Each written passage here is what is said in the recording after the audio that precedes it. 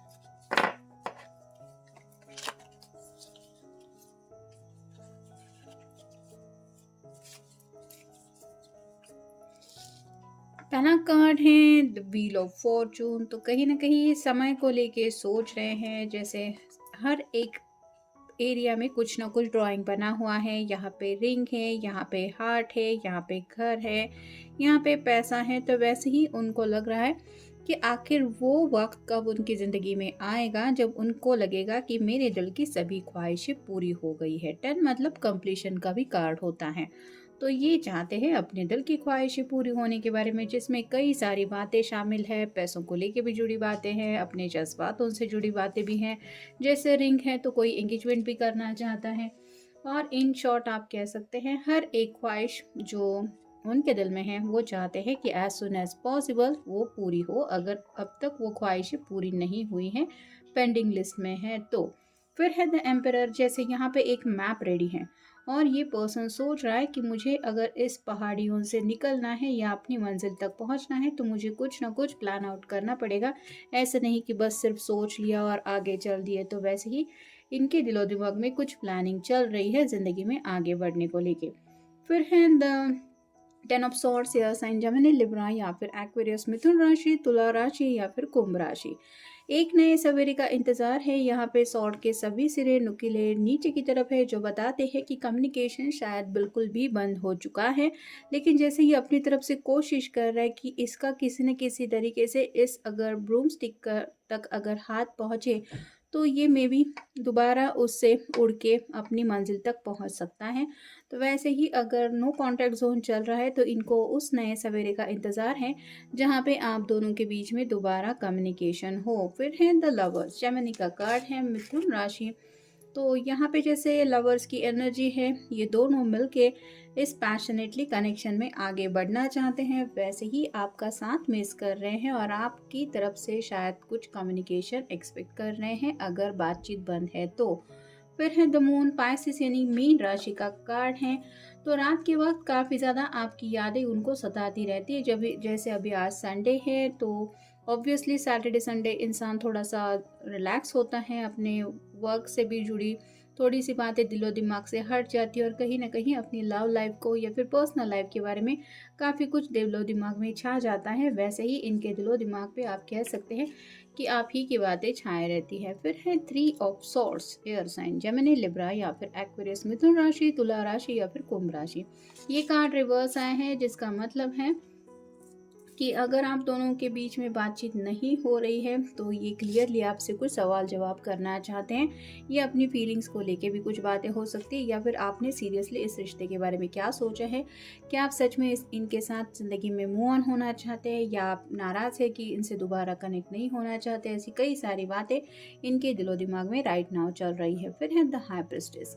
तो थोड़ा सा मिस्टीरियस एनर्जी इनको आपके बारे में फील हो रही है। यहाँ पे 2 मोमबत्तियाँ हैं, एक है ब्लैक, एक है वाइट। वैसे ही उनको लग रहा है आप दोनों एक दूसरे से काफ़ी ज़्यादा अपोजिट है, लेकिन फिर भी कहीं न कहीं इनका मन इनको ये कह रहा है कि उनकी जैसी हालत हो रही है, वो कम्युनिकेशन मिस कर रहे हैं या आपकी याद आ रही है, वैसे ही आपकी हालत होती होगी। तो वही सब बातें आपसे कन्फर्म कराना चाहते हैं। और फाइनल कार्ड है 7 of pentacles, earth sign Taurus, Virgo या फिर कैप्रिकॉर्न, वृषभ राशि, कन्या राशि या फिर मकर राशि।